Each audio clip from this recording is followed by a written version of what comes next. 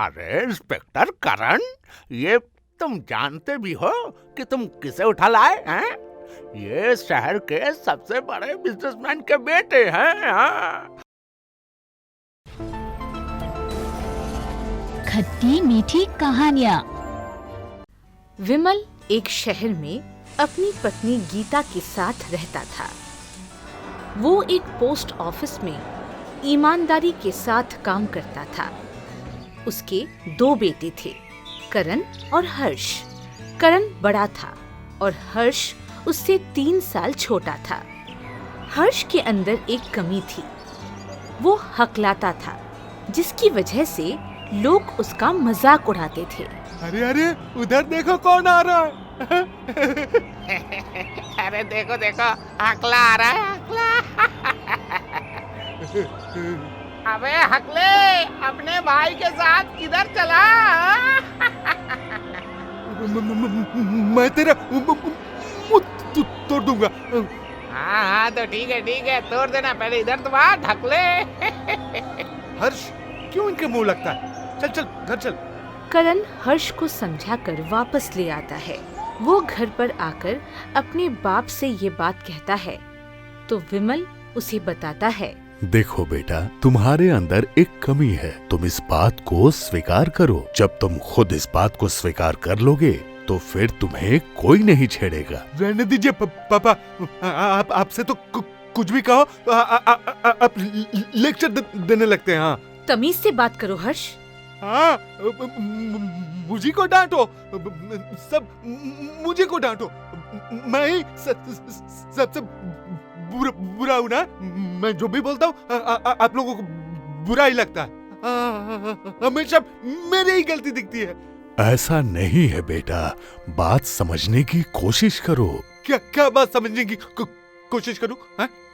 ठीक है, मैं जा रहा हूँ सोने। कोई बात मत करना मुझसे। हर्ष वहाँ से चला जाता है। दरअसल बात यह थी कि करण तो बहुत सीधा साधा बच्चा था, पर हर्ष बहुत शरारती था, इसलिए उसे डांट पड़ती रहती थी और हकले होने की वजह से लोग उसका मजाक भी उड़ाते थे। कुछ दिनों तक तो सब ऐसे ही चला। कुछ समय बाद एक दिन उसे इतना गुस्सा आया कि वो घर से भाग गया। अरे ये हर्ष कहाँ है? हाँ, अब बहुत देर से दिखाई नहीं दे रहा। पता नहीं। करण बेटा, अपने भाई को ढूंढो जरा। Okay mummy. करण ने बहुत ढूंढा पर हर्ष उसे कहीं नहीं मिला। उसने हर्ष के दोस्तों से भी फोन करके पूछा, पर हर्ष का कहीं कोई पता नहीं चला। हाय, मेरा बच्चा कहाँ चला गया? लगता है पुलिस में रिपोर्ट करनी ही पड़ेगी। वो लोग पुलिस स्टेशन जाते हैं, रिपोर्ट लिखवाते हैं। इन्वेस्टिगेशन होती है तो एक सीसीटीवी फुटेज में हर्ष कहीं जाते हुए नजर आता है। ये बात साफ हो जाती है कि उसे किसी ने किडनैप नहीं किया, बल्कि वो खुद ही घर छोड़कर चला गया है। ये बात जब गीता को पता चलती है तो वो अपने आप को कोसने लगती है। हाय राम, मैं कैसी माँ हूँ जो अपने बच्चे का ख्याल नहीं रख पाई। वो हमें छोड़कर क्यों चला गया? नहीं गीता, गलती सिर्फ तुम्हारी नहीं, मेरी भी गलती है। अब क्या होगा पापा? मुझे नहीं पता बेटा। अगर हर्ष को किसी ने किडनैप किया होता तो फिरौती के लिए जरूर हमसे संपर्क करता। मुझे तो लगता है हर्ष हमारा घर छोड़कर भाग गया है। उसने अपनी कमियां नहीं देखी, उसने तो हमारे डांट फटकार को ही अपने दिल से लगा लिया। उसने ये नहीं सोचा कि ये हम उसकी भलाई के लिए कर रहे हैं। लेकिन बेटा करण, तुम ऐसा कुछ मत करना। नहीं पापा, ऐसी बेवकूफी मैं नहीं करूँगा। आप दोनों निश्चिंत रहिए। तभी गीता बेहोश होकर गिर पड़ती है। वो लोग गीता को फौरन अस्पताल ले जाते हैं। समय के साथ साथ गीता की तबीयत और बिगड़ती जाती है। डॉक्टर बताता है कि इनके बेटे के चले जाने से इनको सदमा लग गया है। यह सुनकर विमल भी बहुत परेशान हो जाता है। हे भगवान, अब मैं क्या करूं? अपने बेटे को मैं कहां से लाऊं? हर्ष, तुम कहां चले गए बेटा? मैं वादा करता हूँ, बड़ा होकर मैं पुलिस इंस्पेक्टर बनूंगा और अपने भाई को जरूर ढूंढ कर लाऊंगा। जरूर मेरे बच्चे, पर याद रखना, ईमानदारी का साथ कभी मत छोड़ना। जी पापा। उसके बाद एक लंबा समय गुजर जाता है और पढ़ लिख कर करण पुलिस इंस्पेक्टर बन जाता है। वो अपने पापा की बात नहीं भूलता और हमेशा ईमानदारी के रास्ते पर चलता है। मुझे खुशी है कि तुम पुलिस इंस्पेक्टर बन गए और ईमानदारी से पैसा कमा रहे हो। अब जल्दी से अपना किया हुआ वादा पूरा करो और हर्ष को कहीं से भी हो ढूंढ कर लाओ। देखो देखो अपनी माँ को, वो अपने बेटे के इंतजार में कैसी बेसुध सी हो गई है। हाँ पापा, मैं कोशिश तो पूरी कर रहा हूँ कि हर्ष का कहीं से कोई सुराग मिल जाए, पर अभी तक मुझे कुछ भी नहीं मिला पापा। कोशिश करते रहना बेटा, कोशिश करने वालों की भगवान भी मदद करता है।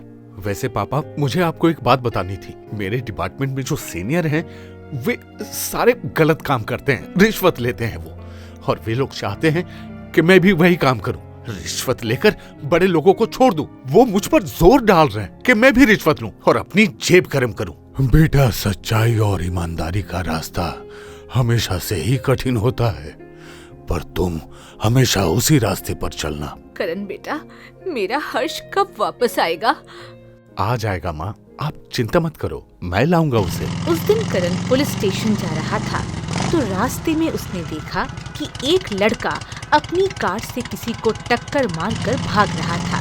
वो उसका पीछा करता है और उसे पकड़ लेता है, पर जब करण उसे लेकर पुलिस स्टेशन पहुंचता है तो उसके बड़े साहब उससे कहते हैं, अरे इंस्पेक्टर करण, ये तुम जानते भी हो कि तुम किसे उठा लाए हैं?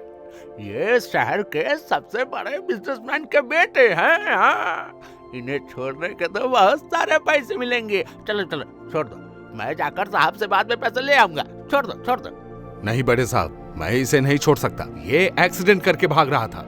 अरे चुप कर सत्यवादी हरिश्चंद्र के पोते, छोड़ दे उसे, जल्दी कर। वो बिजनेसमैन जब आता है तो एक मोटी रकम देकर अपने बेटे को छुड़ा ले जाता है।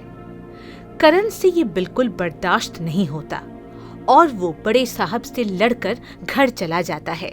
पर एक बार जब वो विधायक के बेटे को एक नाइट पार्टी से पकड़कर लाता है तो वो साथ में मीडिया को भी बुला लेता है ताकि वो छूट ना पाए। एक बात बता देता हूँ करण साहब, ये तुमने ठीक नहीं किया करण, इनसे पंगा नहीं लेना चाहिए था। हाँ? अब देखना कहाँ करवाते हैं ये तुम्हारा पोस्टिंग। हाँ? अब जो तुम यहाँ से जाओगे तो हमें भी सुकून मिलेगा। हाँ?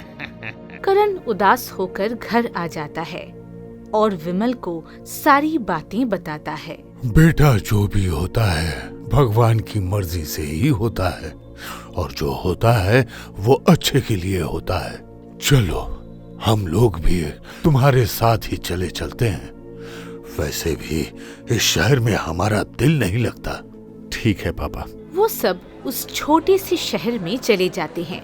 वहाँ पहुँचते ही करण को एक लोकल गुंडे रंगा को पकड़ने का काम मिलता है। वो ये काम 2 दिन में ही पूरा कर लेता है। अरे ये रंगा का असली नाम तो हर्ष है, कहीं ये भगवान, कहीं ये मेरा भाई तो नहीं। वो भागता हुआ रंगा के पास पहुँचता है। रंगा, तेरा असली नाम क्या है? क्या करोगे मेरा असली नाम जानकर? तू हर्ष है ना, जो बचपन में अपने घर से भाग गया था? ये तुम्हें कैसे पता चला? मैं करण हूँ, तेरा बड़ा भाई। अरे क्या किस्मत है मेरी। हाँ, पहली बार पकड़ा गया और पकड़ने वाला मेरा भाई निकला। हाँ? चल अब फटाफट छोड़ मुझे। नहीं मेरे भाई, मैं बेशक कई वर्षों से तुम्हें ढूंढ रहा हूँ, पर इसका मतलब ये नहीं कि मैं अपनी ड्यूटी के साथ बेईमानी करूँ। मैं मम्मी पापा को यहाँ पर बुला कर लाता हूँ। करण अपने माँ बाप को वहाँ बुलाकर लाता है और उन्हें सारी बातें बताता है। बेटा हर्ष,